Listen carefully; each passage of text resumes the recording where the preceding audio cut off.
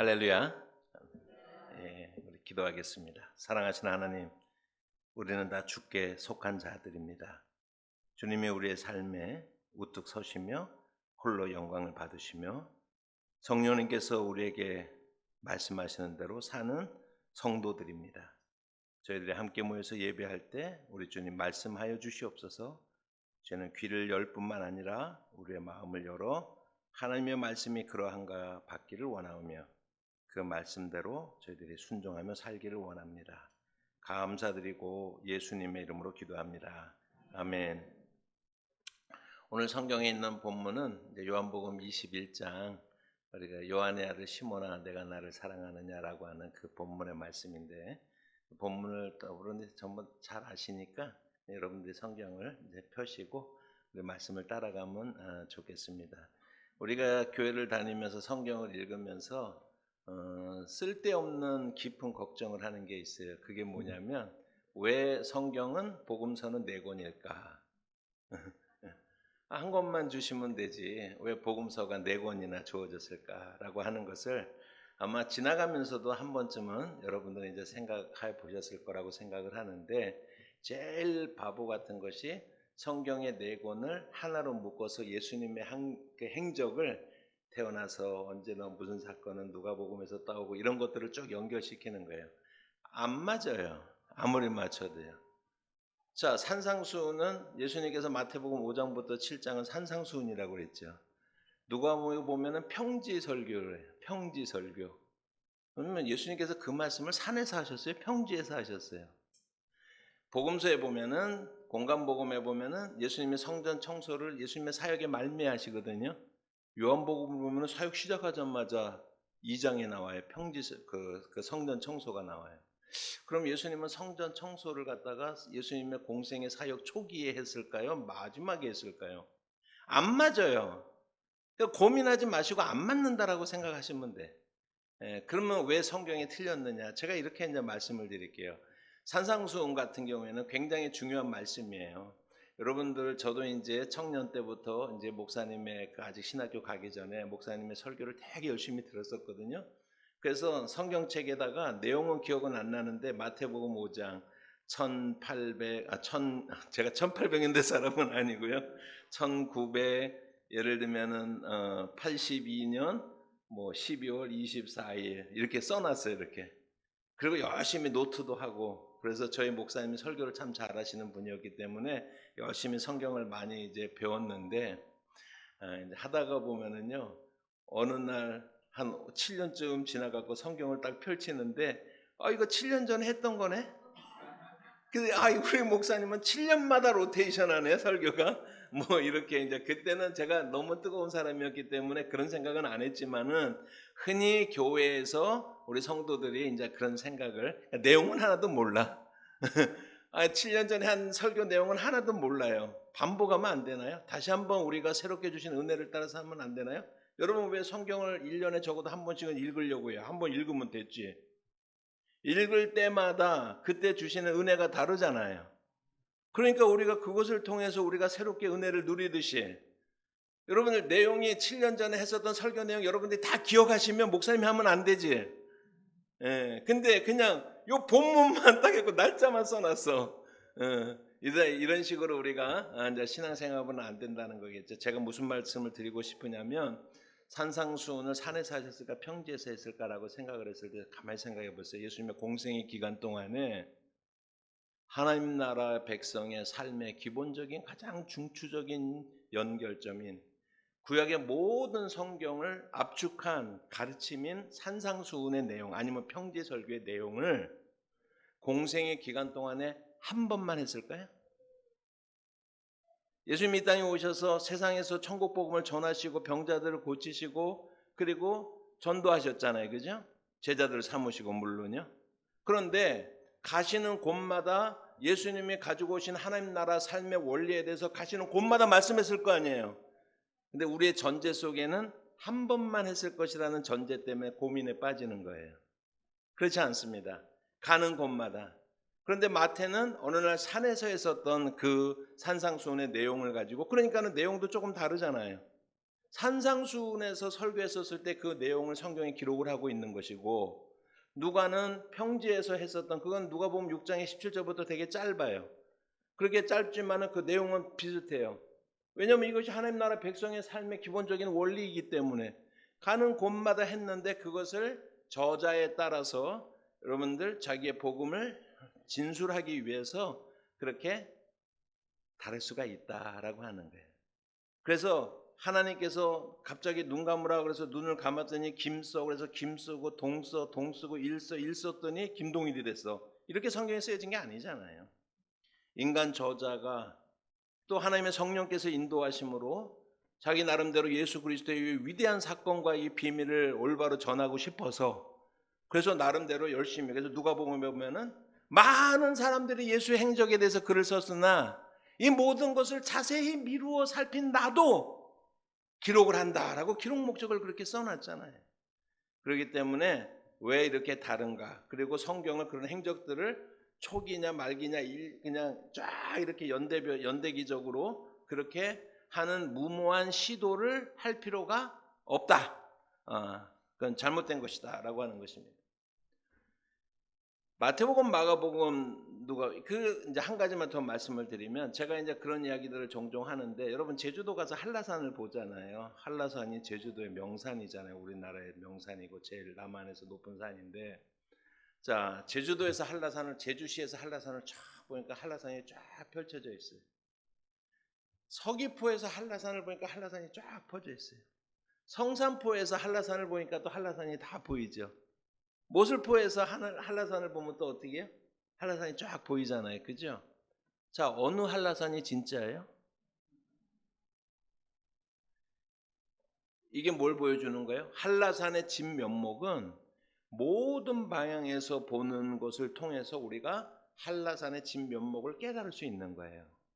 복음서가 4권인 이유는 예수 그리스도의 우리의 구원의 사건이라고 하는 위대한 사건을 설명을 하는데, 한 길로만 설명할 수가 없어요. 다양한 각도에서 복음서를 통해서 예수 그리스도의 사역의 의미를 다양하게 살펴보는 거 아시겠어요? 그래서 4권은 각각의 독특한 의미가 있고, 그 독특한 의미가 복음의 진리를 우리에게 더 풍성하게 드러내준다라고 하는 것입니다. 오늘 이제 그런 것 중에 한 권을 우리가 함께 잠깐 살펴보기를 원하는데, 공간복음이다라고 하면서 4복음서가 있는데 공간복음이 있고 요한복음이 있잖아요. 그죠? 그런데 공간복음이라고 하는 것은 마태, 마가, 누가복음. 왜 같은 4복음인데 섭섭하게 따돌림할까요? 요한복음을. 성경 본문 자체가 완전히 시각이 다르기 때문에 그런 거예요. 그래서 많은 신학적인 얘기를 하려고 하는 것이 아니라, 제가 이제 말씀을 나누면서 간단하게, 마태, 마가, 누가복음은요, 큰 공통점이 뭐냐면 우리를 구원하시기 위해서 하나님이신 그분이 임마누엘 하셨는데 성육신 하신 거예요. 육체를 입고 오셨어. 그래서 육체를 입고 오신 예수님께서 행하신 부분에 대해서 강조점이 달라지는 거예요. 그러나 그 공통점이 있습니다. 그런데 예수님은 완전한 인간으로 우리 가운데 오셨지만 다른 한편으로는 완전한 하나님이시잖아요. 그죠? 그러니까 요한복음은 처음부터 하나님으로서의 예수 그리스도를 강조하는 거예요. 하나님으로서. 그래서 어떤 특징이 있냐면, 공간복음에는 예수님이 태어나요. 그죠? 탄생 기사가 있어요. 어린 시절의 기사가 있어요. 요한복음에는 탄생해요, 안 해요? 탄생 기사가 있어요, 없어요? 없어요. 왜 없어요? 하나님이 탄생하는 게 이상하잖아요. 하나님이 어떻게 태어나요? 그래서 예수님은 처음부터 태초에 말씀이 계셨느니라, 요한복음 1장 1절.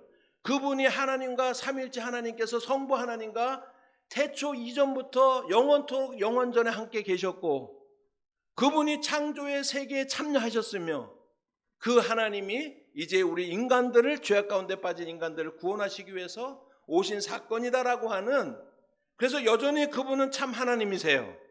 그 부분들을 강조하기 위해서 요한복음은 쓰여졌다라고 하는 것입니다.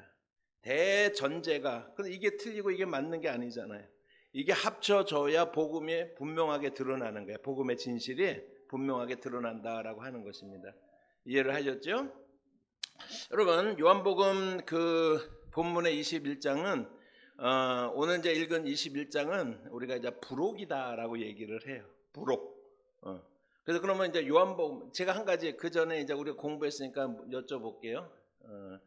제가 이제 꼭 본문 쓴 대로 다 하는 건 아니고 여러분들이 이렇게 잘 받아주시니까 잘 받아들였는지 시험도 한번 보고서 이제 하려고 그래요. 예수님께서 십자가에서 7번에 7마디 말씀을 하셨죠. 가상 7언을 말씀을 하셨죠. 나의 하나님 어찌하여 나를 버리시나이까. 이게 마태복음에 있을 것 같아요, 요한복음에 있을 것 같아요? 마태복음에 있어야 돼요. 왜 그런지 아세요? 요한복음은 하나님이시잖아. 하나님이 나의 하나님 어찌하여 나를 버리시나. 이상하지 않아요? 이상하잖아요. 인간으로 오신 예수께서 정말 십자가 위에서 하나님 앞에 버림받은 몸으로서, 저주를 받은 몸으로서 우리의 죄를 감당하시기 위해서 하나님의 그 공의가 예수 그리스도의 십자가 위에 퍼부어지고 그것을 온전히 감당하심으로 말미암아 우리에게는 사랑을 베푸셔서 구원을 베푸신 사건을 설명을 하는데, 그러니까는 삼위일체 하나님은 영원토록 서로를 영광스럽게 여기시는 삼위의 존재께서 여러분 처음으로 외면이 일어났던 사건이에요. 성부와 성자가 단 한 번 십자가 사건이에요. 그 의미를 가지고 더 나갈 수가 있겠지만, 그래서 그때는 하나님 나를 어째 나를 버리시나이까 라고 고백을 한 것입니다. 자, 다 이루었다. 이게 마태복음에 있을 것 같아요, 요한복음에 있을 것 같아요? 요한복음에 있어야 되는 거예요.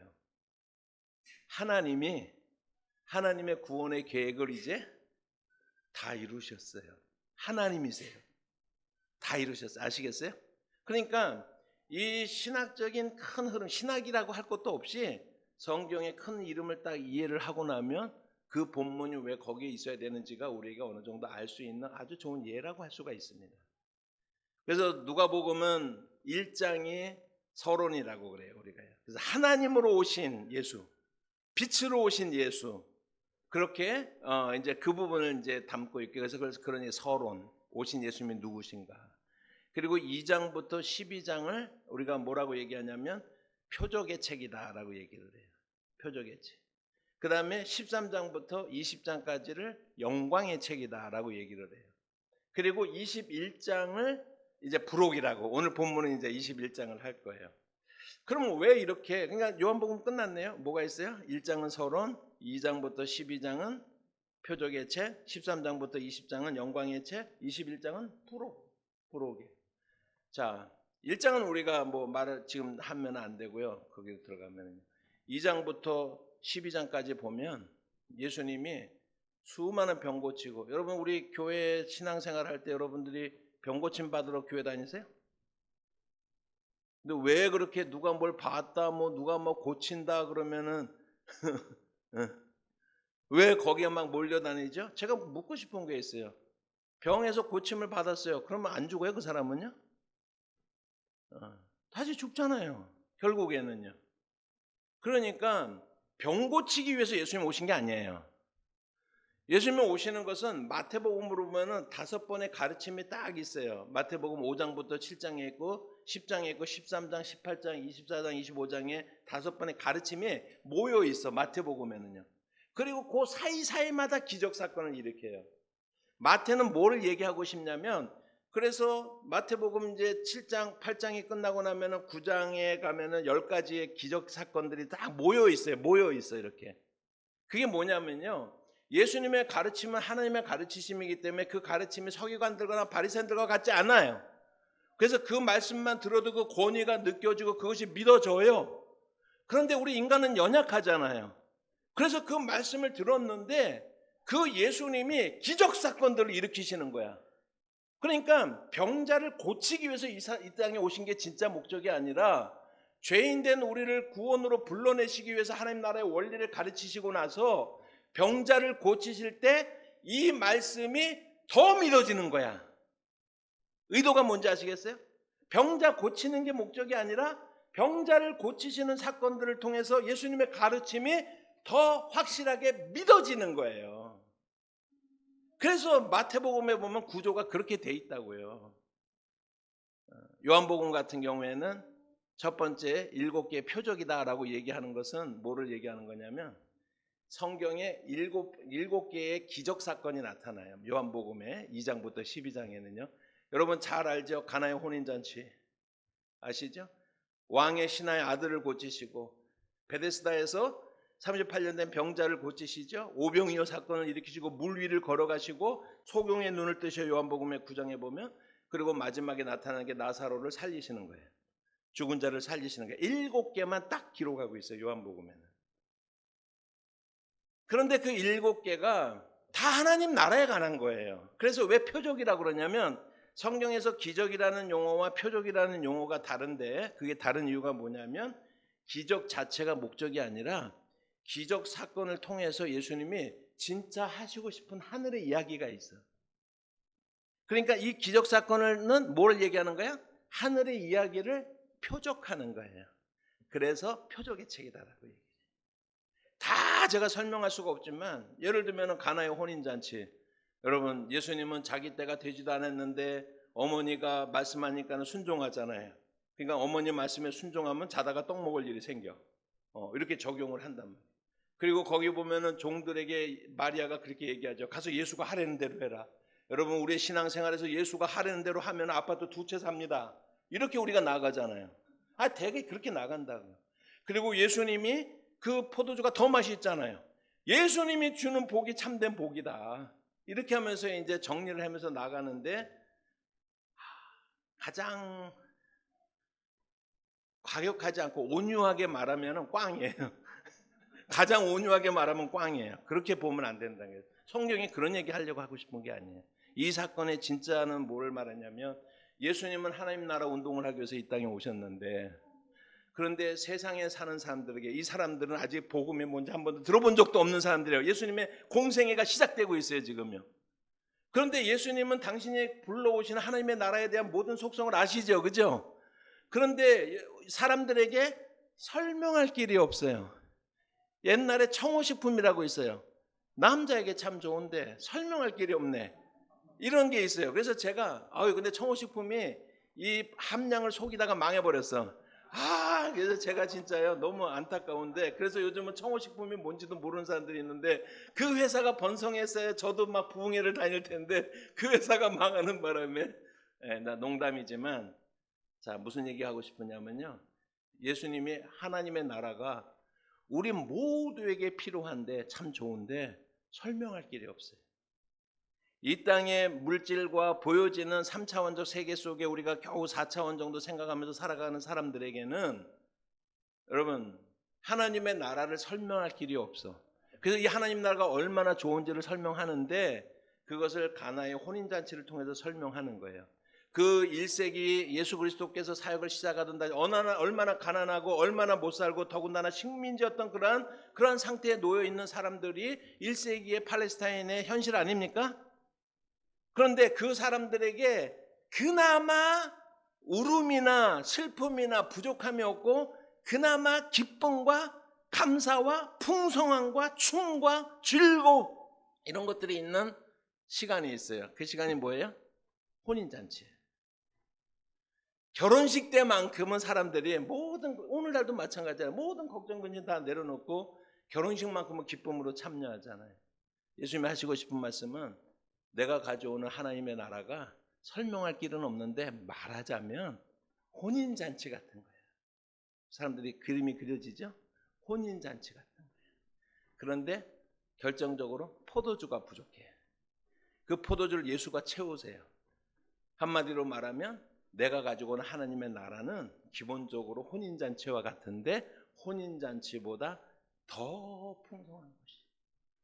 더 즐거움이 있는 것이야. 이렇게 설명하는 거예요. 아시겠어요? 그 설명을 위해서 가나의 혼인잔치에 물이 포도주로 되어지는 변화의 사건을 일으키신 것이다라고 하는 거예요. 그 자체 내재적인 이유가 목적이 아니다라고 하는 것입니다. 예수의 복음의 관점에서 우리가 이해를 해야 되는 거예요. 다 마찬가지입니다. 그 정도 설명을 이제 제가 7가지를 드리고 13장부터 20장까지는 영광의 책이라고 그랬죠. 여러분, 요한복음에 예수님은 하나님이시라고 그랬잖아요.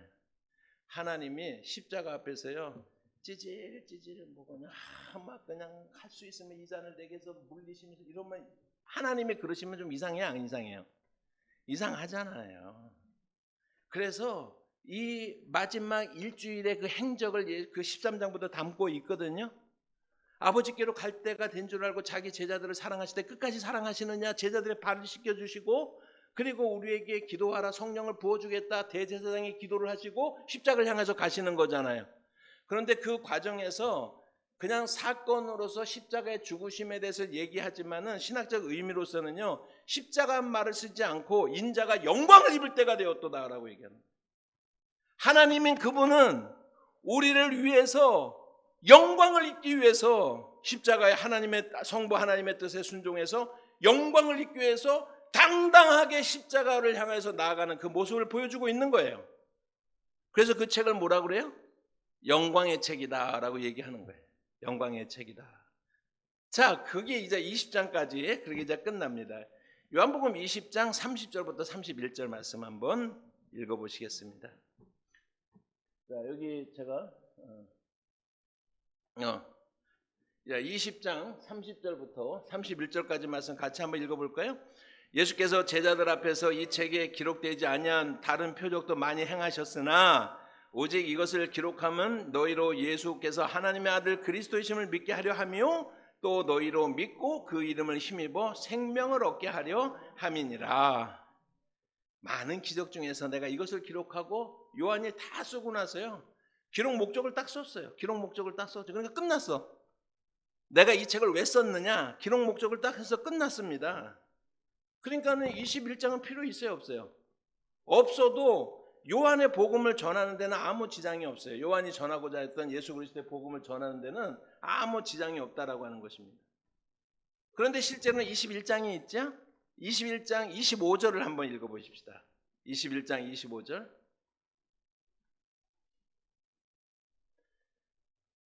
예수께서 행하신 일이 이외에도 많으니 만일 낱낱이 기록된다면 이 세상이라도 이 기록된 책을 두기에 부족할 줄 아노라. 20장에서 결론 내렸잖아요. 근데 21장을 하는 바람에 그냥 간략하게 다시 한번 결론을 내리고 끝나는 거잖아요. 그렇죠? 그래서 21장이 부록이 되는 겁니다. 그러면 왜 요한은 21장을 기록했을까라고 하는 거예요. 21장이 없어도 상관없어요. 복음을 진술하는 데는요. 그럼 왜 기록했을까라고 하는 것입니다. 자, 21장은 그래서 왜 필요한지를 지금부터 이제 지금까지는 제가 이제 지금 조금 아까 1분 전에 목사님이 설교하시겠습니다. 소개받은 거로 하고 지금부터 오늘 본문의 말씀을 이제 하도록 그 말은 조금 더 길게 해도 양해해 달라 그 말씀을 드리는 거예요. 그래서 여러분들 21장은 뭐냐면요, 베드로 스캔들을 해소하는 거예요. 무슨 베드로가 무슨 스캔들이 있었어요? 베드로가 예수님을 3번 부인했잖아요. 베드로 스캔들이에요, 그게.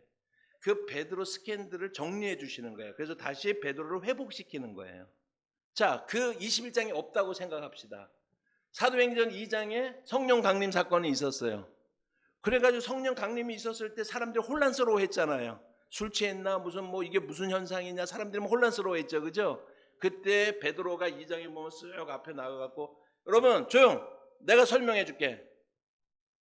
좀 조용해봐요. 잠잠히 있어봐요. 내가 설명해줄게. 이렇게 하면서 이 성령 강림 사건은 요엘서부터 비롯되고 다윗의 언약과 관계되고 하는 것을 쭉 베드로의 설교가 나오잖아요, 그죠? 만약에 요한복음 21장이 없이 끝났다면 베드로가 무슨 자격으로 그 앞에 나가서 설교하겠어요?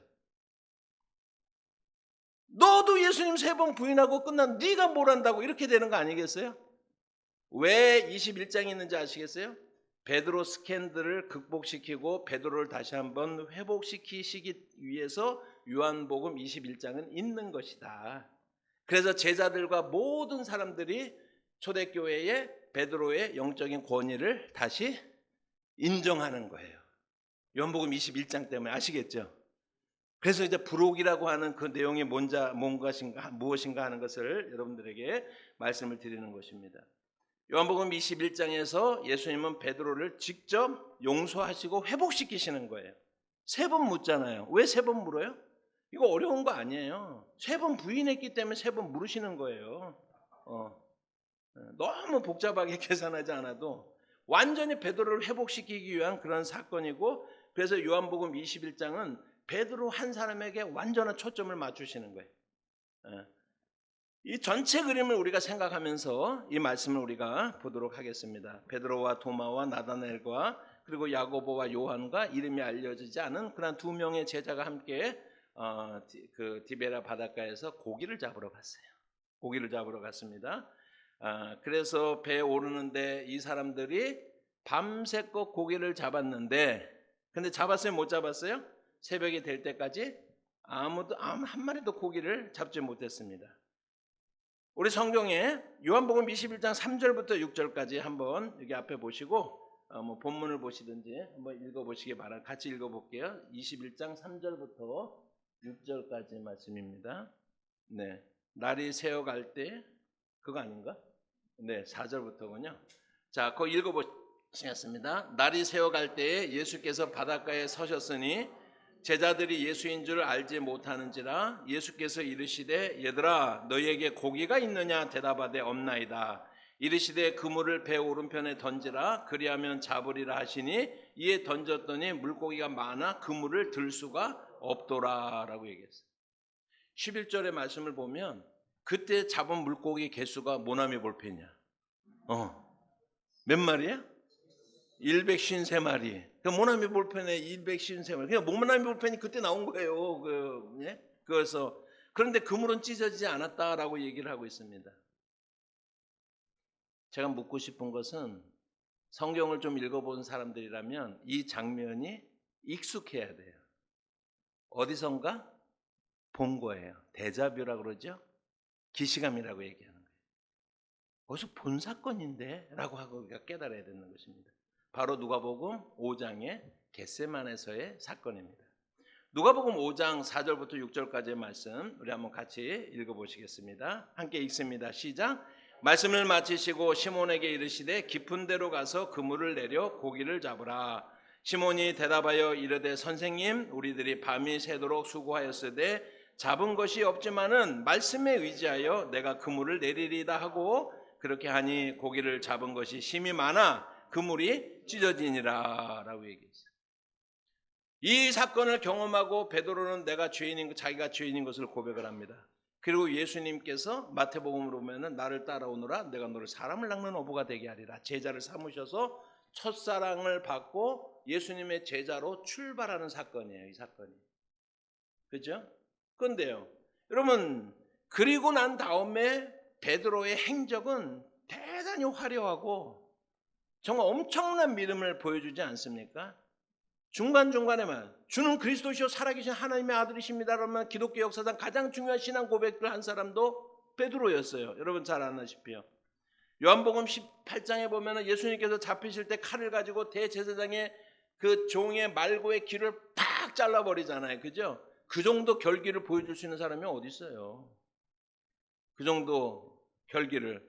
그래서 그 중간에 베드로가 정말 수제자다운 그렇게 수많은 일들을 행하시는 거 우리가 알잖아요. 그죠? 그렇게 이제 알았는데, 근데 베드로는 딱 거기까지였어요. 왜냐하면 예수님을 3번 부인하는 순간에 모든 것이 꽝이 됐어요. 리셋돼 버렸어요. 모든 것이. 예수님을 3번 부인하는 순간에. 베드로는 예수를 지키겠다라고 얘기했지만 예수를 지키지도 못했을 뿐만 아니라 자기 믿음도 지키지 못했어요. 그래서 무너지지 않았습니까? 모든 것이 그렇게 해프닝처럼 끝나는 것처럼 보여지는 순간에 예수 그리스도께서 부활하신 사건이에요. 부활을 하십니다. 제자들 앞에 나타나십니다.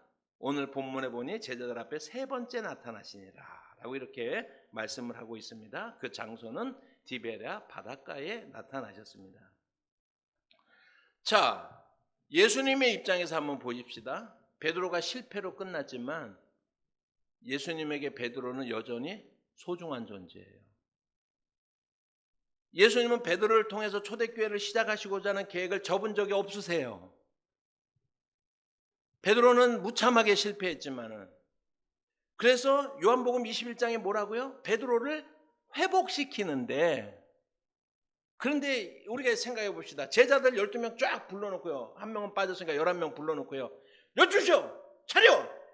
이놈 새끼들, 내가 그렇게 하라고 그랬어? 내가 살아날 거라고 그랬지. 왜 날 배반하고 그래? 이렇게 하고 나서 차려! 열중셔! 엎드려 뻗쳐! 한 10번 시키고 앞으로 잘해! 이렇게 해도 됐을까요? 안 됐을까요? 이렇게 해도 돼요. 그런데 예수님께서 베드로 회복 작전을 어떻게 시행하시는지를 잘 봐야 돼요. 여기서 우리가 회복이라고 하는 주제를 잘 이해하게 되는 거예요. 그런 방법으로 회복시키지 않으셨어요. 예수님께서요. 여러분, 그 베드로는 예수님을 부인했지만 예수님은 한순간도 그 베드로를 부인하지 않았을 뿐만 아니라 항상 사랑하셨어요. 13장 요한복음 13장 1절에 그 제자를 사랑하시되 끝까지 사랑하시느니라. 그때는 예수님의 제자들이 부인할 걸 알아셨어요? 모르셨어요? 이미 알았지요. 그러나 예수님의 결심은 뭐예요? 제자들을 사랑하시되 끝까지 사랑하시기로. 예수님께서 여러분들을 끝까지 사랑하시기로 결정하신, 끝까지 사랑하시기로 결정했다라고 하는 것입니다. 자, 이렇게 소중한 베드로를 통해서 앞으로 하나님의 나라 운동이 예수님의 승천 이후에도 시작되어지고 그것은 교회에게 맡겨졌어요. 그래서 우리는요, 교회 자체가 구원이 아니라 우리는 하나님 나라의 에이전트예요. 여러분들이 집을 살 때 누구를 찾아가요? 네. 복덕방 뭐라 그러지? 전 평생 집을 가져본 적이 없어갖고 그런데 찾아가잖아요, 그죠? 에이전트를 찾아가잖아요, 그죠? 그래갖고 자세하게 물어보고 하는 거잖아요. 교회는 에이전트야, 하나님 나라에. 교회 자체가 구원이 아니에요. 그럼 보여지는 교회는요, 가라지와 함께 알고뿐만 있는 게 아니라 가라지도 있고 막 그래. 그러나 교회가 해야 되는 일은 하나님 나라의 에이전트의 일을 하도록 하나님께서 세우신 그러한 조직은 아니죠. 오르가니즘이라고 얘기하는 거는 맞는데요. 이제 그렇게 세우셨다라고 하는 것입니다. 앞으로 하나님 나라 운동이 예수의 승천 이후에도 지속되어야 될 텐데 그 중심에 서야 될 베드로를 세우시는데 이 작전에 예수님께서 극본, 로케이션 감독, 그 다음에 총 감독, 그 다음에 소품 준비, 영화로 치면 1인이 혼자 모든 것이 기획, 영화 제작의 기획, 제작도 맡으셨고 장소 로케이션도 하셨고 소품들도 다 준비하시고 감독도 하시고 다 하셨단 말이에요. 예수님께서 가장 베드로의 중심으로 베드로를 회복시키기 위해서 그런 방법으로 준비신 사건이 디베랴 바닷가예요. 여러분, 디베랴 바닷가 누가복음 5장에서 봤지만 기네사렛이라고 불리는 그 바닷가 있잖아요. 이건 다 뭐죠? 여러분, 이 갈릴리 호수가 이렇게 있는데 이렇게 생겼습니다. 이렇게 생겼는데 여기가 가나예요. 가나. 전체적으로는 디베랴 바다, 전체적으로는 갈릴리의 호수, 갈릴리 바다가 맞는데 디베랴에 사는 사람들은 여기 한 10개의 마을, 도시까지는 아니지만 10개 큰 마을들이 있었거든요. 근데 디베랴라는 도시에 그 마을에 사는 사람들은 자기 앞바다를 뭐라고 불러요? 디베랴라고 부르는 거고 게네사렛에 사는 사람들은 자기네 앞바다를 게네사렛이라고 부르는 거예요. 다 갈릴리예요. 다 갈릴리. 같은 장면을 지금 얘기를 하고 있습니다. 그러니까 로케이션이 베드로를 처음 불러냈었던 그곳으로 베드로를 회복시키기 위해서 예수님께서 그곳으로 다시 찾아가시는 동일한 장소라고 하는 것입니다. 베드로의 믿음의 여정에 있어서 첫사랑의 장소지요. 첫사랑의 장소입니다. 오늘 디베랴에서 그랬던 것처럼 누가복음 5장에 첫 번째 불러내실 때도 베드로는 밤새도록 고기를 잡았지만 고기를 잡지 못했어요. 오늘 디베랴 바닷가에서 예수님은 배 오른편에 그물을 던지라고 그랬지만 누가복음에서는 깊은 데로 가서 던져라라고 그랬어요. 오늘 요한복음 21장에서 디베랴 바닷가에서는 물고기를 153마리나 잡았는데 그물이 찢어지지 않았지만 정말 그만큼 많이 잡았는데 누가복음 5장에서는 그물이 찢어질 만큼 잡았어요. 차이점이 있습니다. 첫 번째 게네사렛 호숫가에서는 예수님께서 말씀하셨습니다. 예수님께서 말씀하신 베드로가 이렇게 했습니다. 나는 죄인입니다. 나를 떠나소서라고 얘기를 했어요. 그랬을 때 예수께서 말씀하십니다. 너는 나를 따라오너라. 그래서 예수의 제자의 출발의 삶을 시작을 했습니다. 그런데 오늘 디베레에서 베드로는 나는 죄인입니다가 아니라 죄인이 돼버렸어요. 진짜로 죄인이 돼버렸어.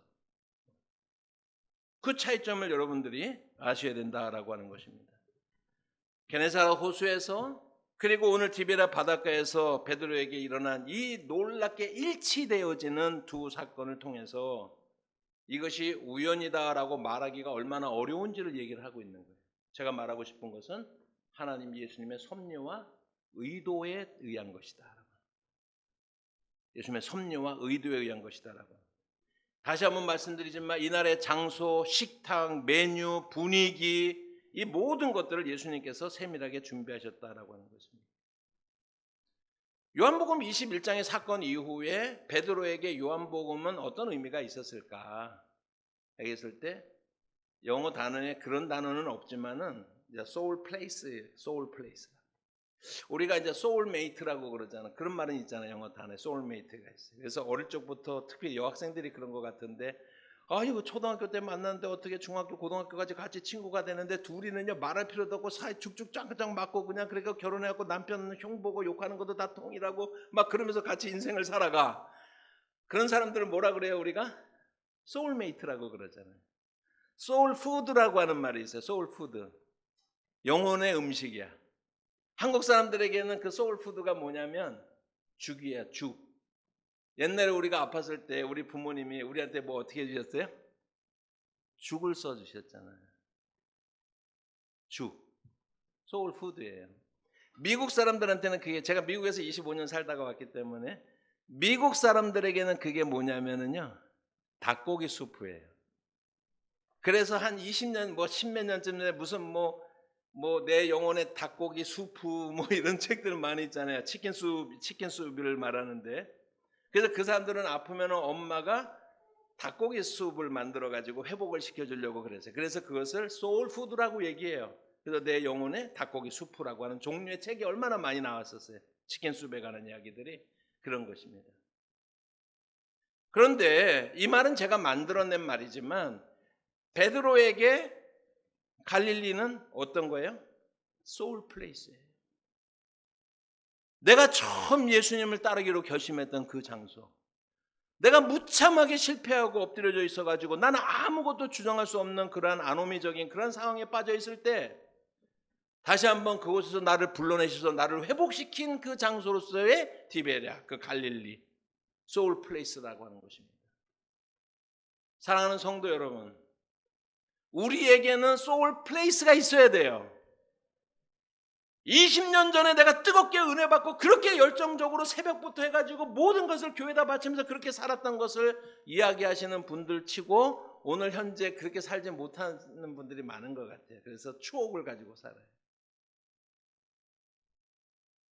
믿음이라고 하는 것은 현재형이에요.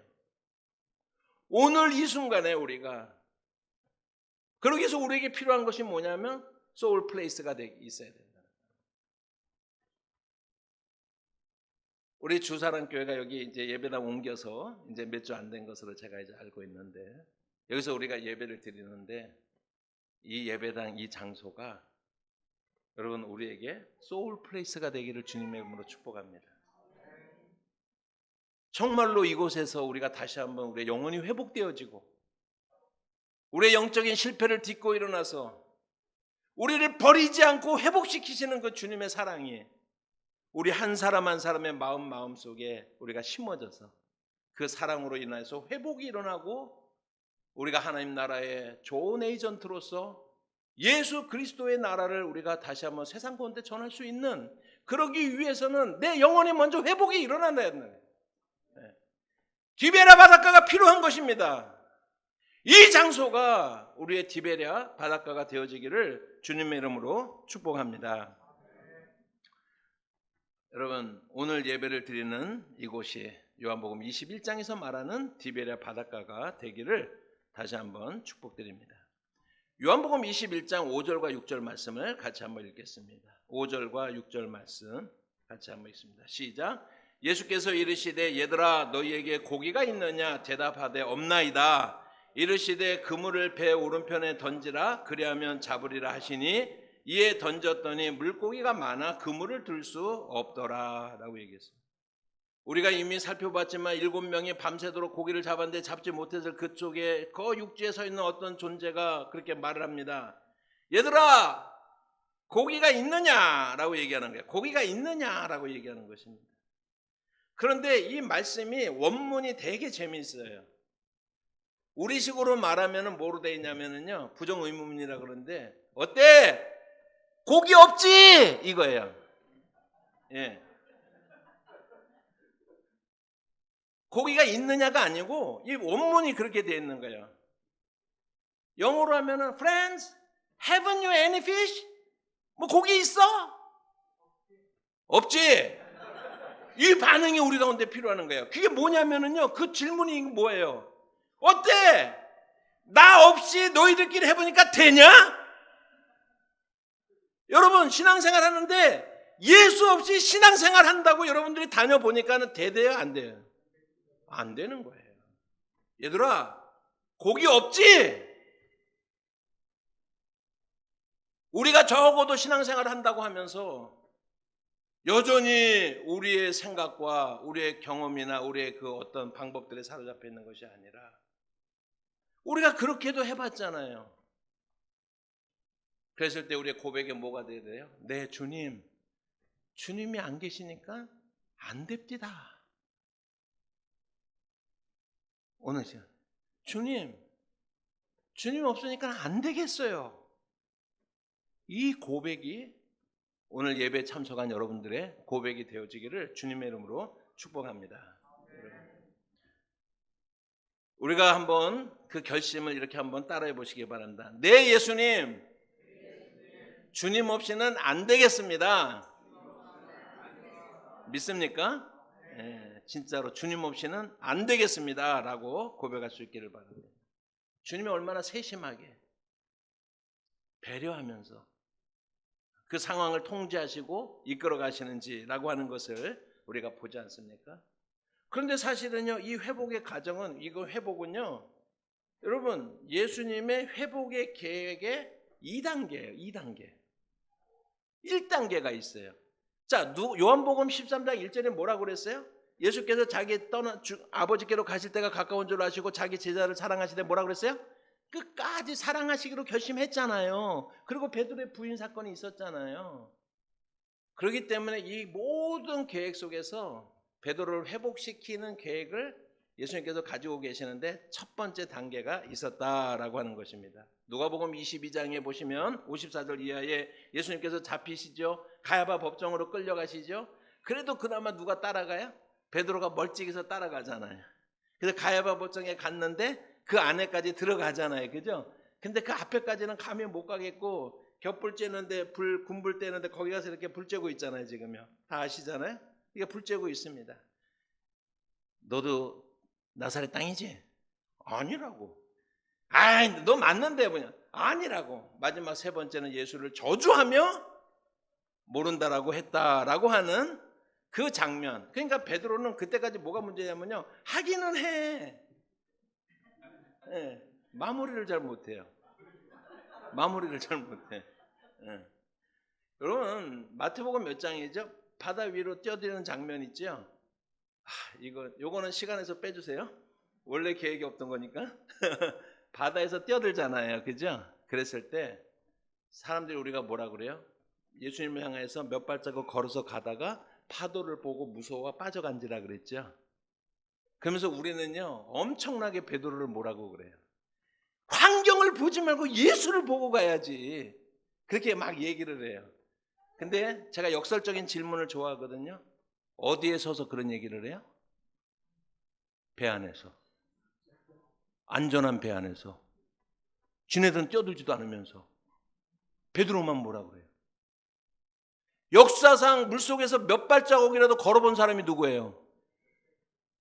하나님 앞에서 베드로는 충분하지가 않았지만 그때까지 우리가 함부로 아이고 환경을 보니까 그렇지 예수를 이런 말 할 수 자격이 없어요. 여러분 배 안에 있는 거 아니에요? 지금이 안전하게? 혹시? 우리에게 필요한 건 뭐예요? 예수를 믿고 바다로 뛰어내리는 그 결단을 누가 하느냐? 그래서 예수의 살아계심을 누가 체험할 것이냐? 누가 경험할 것이냐? 이 경험이 있어야죠, 우리가요. 가장 안전한 곳에 있으면서 선생님 말은 많이 하잖아요. 모든 교회, 저도 이제 목회 지금 거의 40년 가까이 이제 하다 보니까 제가 나이가 좀 됩니다. 저도 태어나보니까 제가 태어나니까 대통령이 이승만이었어요. 대강 그 정도만 말씀을 드릴게요. 제 나이도. 신앙생활 해보고 살아보면서 내려진 결론, 뛰어드는 사람이 없어. 이래라 저래라 하는 사람들은 많아. 주님 사랑하십니까?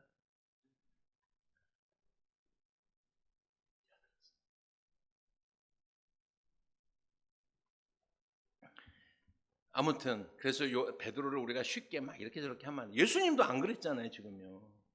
여기서 예수님한테 야놈 새끼야 너 이런 거 했어요 안 했어요? 지금까지 보니까 예수님도 베드로에게 그렇게 얘기하지 않잖아요 지금요. 왜냐하면 베드로는 귀해요. 여러분들이 귀해야 되니까는요. 여러분들이 예수 그리스도를 위해서 다시 회복이 일어나서 뭐 회복이 필요 없는 분들도 계시겠지만 정말 우리가 가장 영적으로 뜨거웠던 그 시절에 그 믿음이 다시 한번 회복되어져서 다시 한번 하나님의 나라를 품고 나아가는 공동체가 되어지기를 주님의 이름으로 축복합니다. 그래서 그런 환경, 누가복음의 그 환경 속에서 한번 보십시다. 저는 성경만 가지고 얘기하는 거예요. 성경이 뚫어지려면 어떻게 해야 되냐면요, 뚫어지게 봐야 돼. 그러지 뚫려. 개성음치를 해갖고 이렇게 읽으면요 성경이 안 뚫려. 제가 지금까지 성경에 있는 얘기하죠. 뚫어지게 하고서 안광에 철하고 뭐 이렇게 레이저가 탁 나와야지 막 성경이에요. 누가복음 22장 59절부터 62절까지 말씀 한번 보겠습니다. 누가복음 22장 59절부터 같이 읽습니다. 1시간쯤 있다가 또 한 사람이 장담하여 이르되 이는 갈릴리 사람이니 참으로 그와 함께 있었느니라. 베드로가 이르되 이 사람아 나는 내가 하는 말을 알지 못하느라고 아직 말하고 있을 때에 닭이 곧 울더라. 주께서 돌이켜 베드로를 보시니 스탑. 세 번째 부인하는 그 순간에 성경이 어떻게 이렇게 자세히 있어요? 예수님의 가야바 법정의 앞에서 이렇게 계시던 분이 베드로가 세 번 첫 기회에서도 소란스러운 가운데 세 번 부인하는 걸 어떻게 하겠어요? 하나님이신 그분이 아시는 거죠. 세 번째 부인할 때 베드로와 예수님이 눈이 마주친지라. 알아차리는 순간이 필요합니다. 우리가 죄 지을 때 성령께서 우리에게 마음에 말씀하실 때 많은 경우에 우리는요 눈 깔고 있어요. 마주칠까 봐 눈 깔고 있어요. 이렇게 마주치면 큰일 나. 눈 깔고 있어요.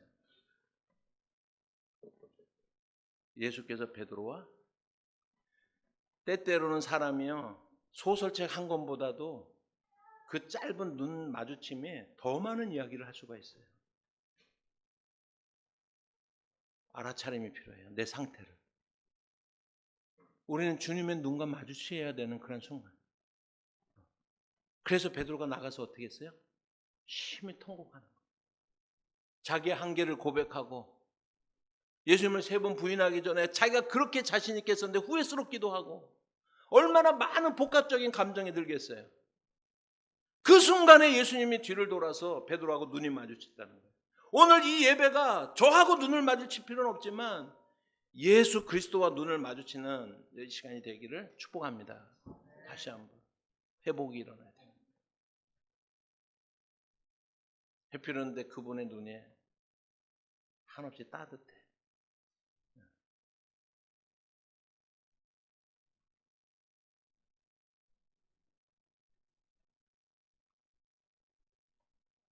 베드로야, 내가 말했지? 세 번 부인할 거라고.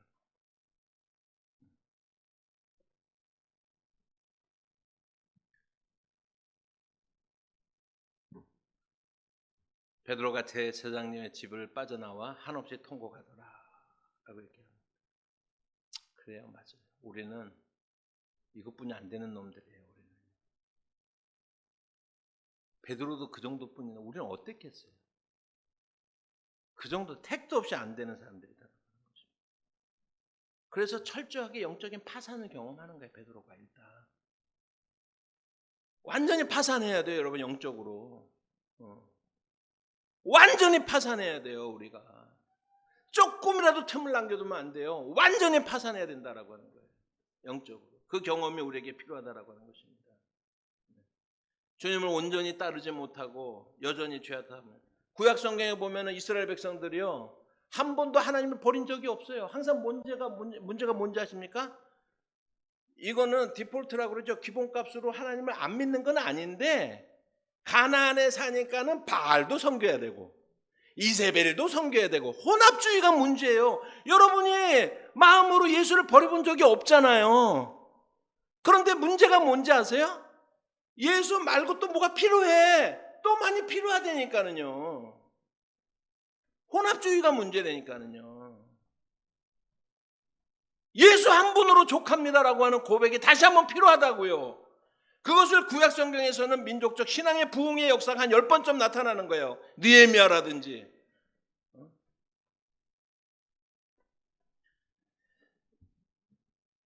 그래서 우리가 영적인 파산을 경험해야 된다라고 하는 거예요. 내 힘으로는, 내 의지로는, 내 경험으로는, 내 방법으로는 온전히 주님을 따를 수가 없습니다. 시시때때로 성령께서 우리에게 말씀하시는 그 음성을 듣고 그 음성을 따라서 순종하겠습니다 라고 하는 다시 한번 통곡과 다시 한번 주님 앞에 서는 그러한 경험이 이 순간에 있어지기를 주님의 이름으로 축복합니다. 파산하고 나면은 우리가 무슨 고백을 해요? 이제 주님 마음대로 하세요. 내 인생을 주님이 움직여 가세요. 핸들하세요 라고 우리가 고백하지 않습니까? 제가 운전을 되게 잘 가르쳐요. 제가요 싸납게 생겼는데 부드럽기도 해요 또. 그래서 전 미국에서 25년 동안 제가 목회를 하던 사람인데 그래서 제가요 제 아내하고 처음에 92년도에 이제 미국에 갔는데 학원에 이제 요즘처럼 이제 한국은 이제 운전면허가 바꿔서 요즘 가서 교습 다 하잖아요, 그죠? 그런데 미국은 원래부터 이제 그랬었거든요. 그렇게 했었는데 운전학원에 맡겼더니 실습 선생님이 3번을 이제 운전 연습을 하고 오더니 미국에서는 꼭 운전하실 필요는 없습니다 그러는 거예요. 제 아내를 3번을 돈을 주고서 2시간씩 3번 교육받고 나서 그 선생님이 저한테 미국에서 꼭 이게 말이 돼요? 미국엔 차 없으면은요, 특별히 서부에서는 차 없으면 아무것도 못해요. 그만큼 이 사람은 가망성이 없어. 그러니까 그걸 부드러운 말로 그렇게 한 거예요. 제가 알아듣고서 해갖고 제가요 제 와이프한테 한 번도 큰 소리 안 내고 안 싸우고 딴 일로 많이 싸워요. 그렇지만 한 번도 안 싸우고 운전면허를 따줬어요. 얼마나 잘 가르쳤겠어요. 우리 아이들, 제가 아이들이 알딸딸하거든요. 큰애가 아들이고 둘째가 딸이고 셋째가 딸이야. 그러니까 알딸딸해요. 우리 알딸딸들 제가 다 운전면허 가르쳐갖고 땄어요. 교회 특별히 여학생들 제가 그래서 한 총 10몇 명 제가 운전면허도 따줬어요. 그런데 10몇 번을 제가 운전면허를 따주는데요, 똑같이 경험하고 제가 이제 경험한 게 있어요. 그게 뭐냐면 첫날 이제 운전대 이렇게 살 때, 그래서 운전학원 가면 브레이크라도 있지만 이거는 뭐 제 차로 가르치니까 브레이크도 없잖아요. 그 옆에 이제 딱 하고 나서 이제 기도하고 이제 우리 출발해 볼까? 그렇게 하면서 딱 하면서요. 자, 이제 악셀 조금씩 밟고 출발해 보자. 그러면서 딱 하면서 제가 옆에 이렇게 있잖아요. 여기를 딱 잡아요. 그럼 어떻게 하고 있냐면은 백이 이러고 있어. 긴장해 갖고. 제가 제일 처음 하는 말이 뭔지 아십니까? 힘 빼. 이거 위험해요. 이거 위험해요. 죽으려고 하는 거예요. 뭘 해야 돼요? 힘을 빼야 돼. 힘 빼는 게 중요해요. 모든 운동에서도 영적 파산을 얘기했잖아요. 영적 파산을 다른 말로 뭔지 아십니까? 힘을 빼는 거예요. 내 힘을 빼는 거예요. 여러분 자녀들 키우면서 한 3, 4살까지는 그래도 천재인 줄 알았잖아요. 7살까지 천재로 생각한 사람들은 여러분들이 알아차리는 힘이 좀 적은 거고 저도 2, 3살 때 우리 어머니가 저 천재인 줄 알았어요. 그래갖고 막 억지로 한글을 가르쳐서 어머니가 연필 깎아갖고, 제가 태어날 때 대통령이 누구? 연필 막 깎아갖고 할 때. 그래갖고 이렇게 네모칸에다가 해갖고 딱 이렇게 대고 있으면요. 어떻게 하고 있어요, 보통요? 힘을 딱 연필에 이렇게 쥐고 있잖아. 근데 우리 어머니가 이게 하려면 저를 이렇게 이렇게 해주려면 어떻게 해야 돼요? 힘을 빼야 된다니까요. 힘을 빼야 우리 경험, 우리의 힘을 빼야 주님이 우리를 사용하실 수 있는 거예요. 힘을 빼시기 바랍니다. 영적인 파산을 미리 하시기 바랍니다. 여러분, 그 장면이 우리에게 필요하다라고 하는 것이죠. 이렇게 베드로의 회복이 가야바 법정에서 1차적으로 1단계, 2단계가 디베랴 바다 사건이에요. 디베랴 사건. 그래가지고 세 번 그때 우리가 물을 때 예수님께서 누가 그랬잖아요. 그 아마 요한일 텐데 주시다 그랬잖아요. 그죠? 주시다 그러니까는요. 요한이 주시다 그러는데 베드로는 벌써 겉옷을 챙겨가지고 바다로 뛰어들었어. 베드로답잖아 원래. 그 베드로가 딱 벌써 뛰어들었어. 베드로는요. 수영해갖고 딱 가다가 잠깐만 내가 누구? 여기는 어디? 생각해보니까 내가 예수님 3번 부인한 사람이네. 난 누구야? 예수님 3번 부인한 사람이네. 그래갖고 요한복음 21장을 보면 베드로는요 수동적일 수밖에 없고 그 열심은 남아있어. 그 옛날에 하던 것처럼 다른 사람들이 있을 때 벌써 뛰어들었어. 그 열심은 남았지만은 3번 부인했기 때문에 아무런 발언권이 없는 상태예요. 그런 상태에서 찌그러져 있을 때 고기 갖고 와라 이렇게 말을 시키는 분이 예수님이에요. 베드로는 아무 말도 평소가 되고 쟁하쟁하쟁하 이렇게 했지 않았겠어요? 아무것도 못 파산 아무것도 못하는 거예요. 그렇게 있을 때 그랬을 때 지금 베드로를 다시 한번 회복시키는 장면이잖아요. 요한복음 21장 15절 말씀 같이 한번 읽습니다. 그들이 조밥 먹은 후에 예수께서 시몬 베드로에게 이르시되 요한의 아들 시몬아 내가 이 사람들보다 나를 더 사랑하느냐 하시니 이르되 주님 그러하나이다. 내가 주님을 사랑하는 줄을 주님께서 아시나이다. 이르시되 내 어린 양을 먹이라 하시고.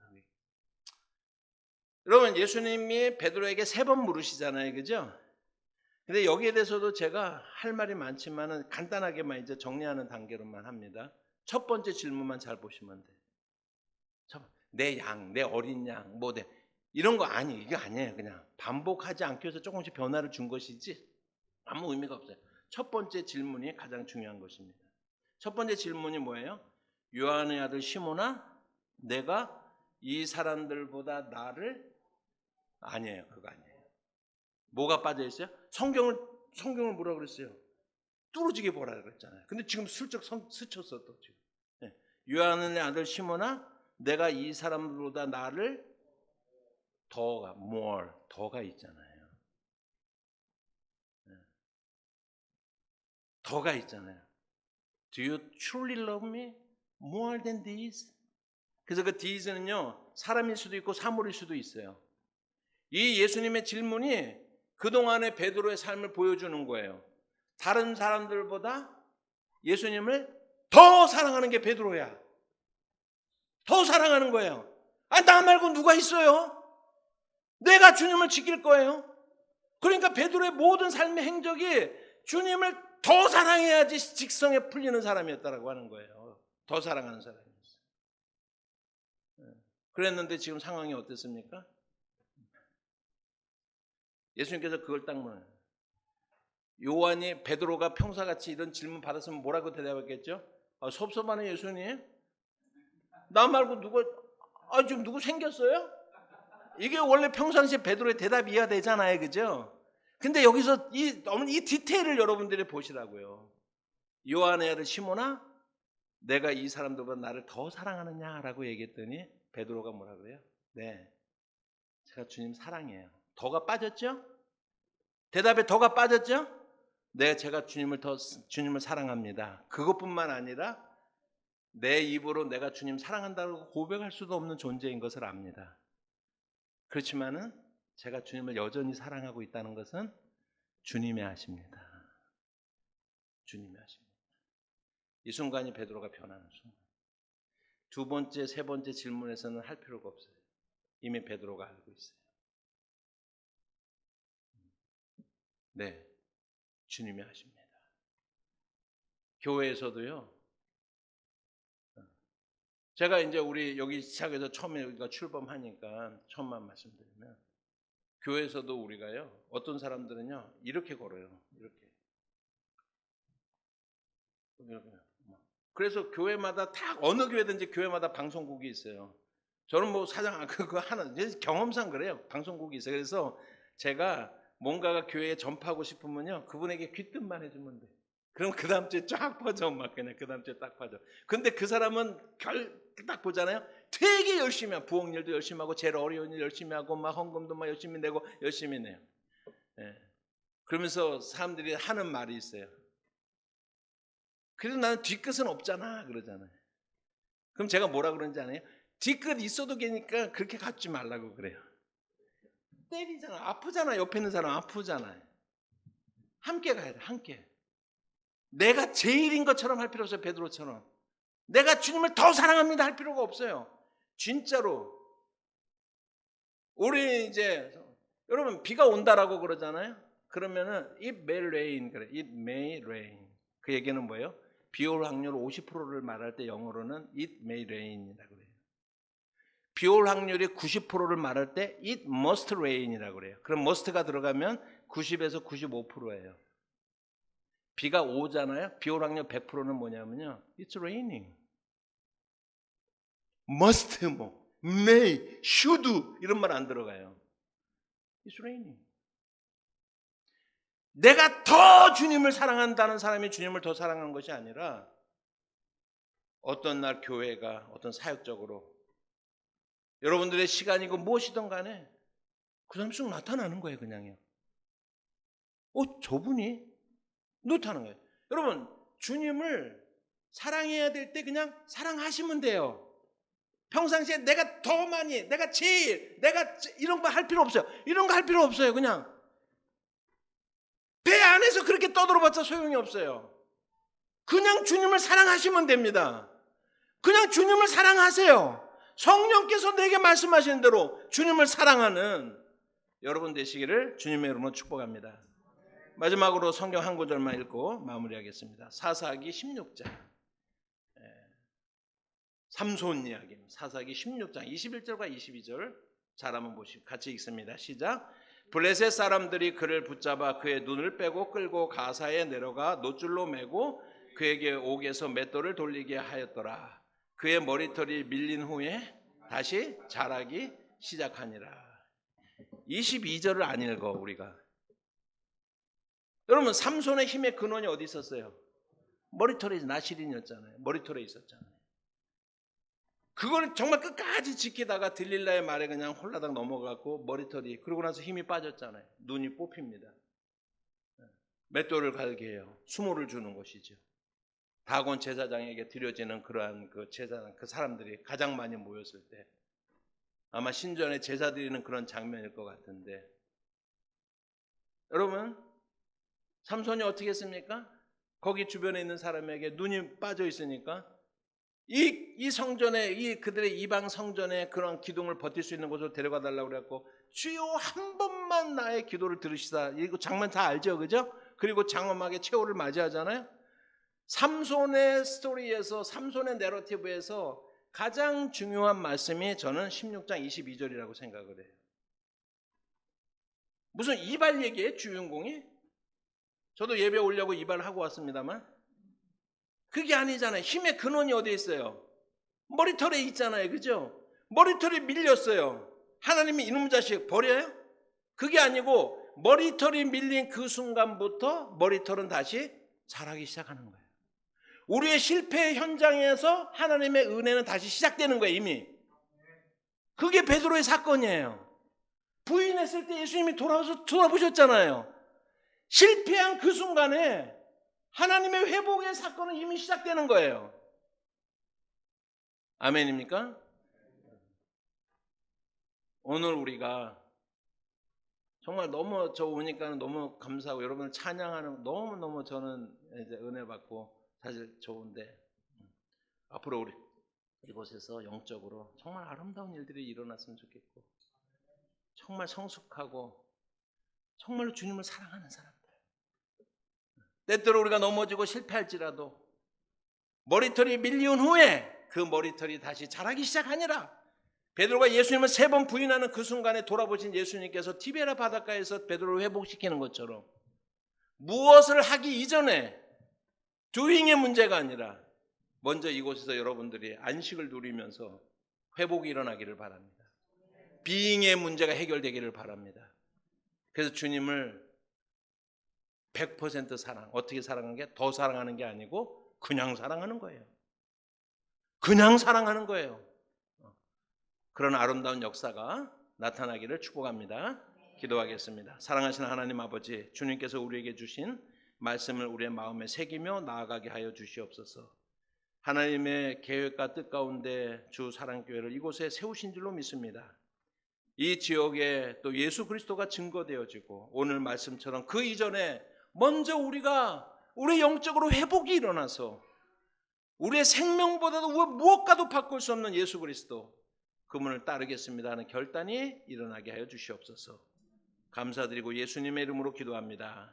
아멘.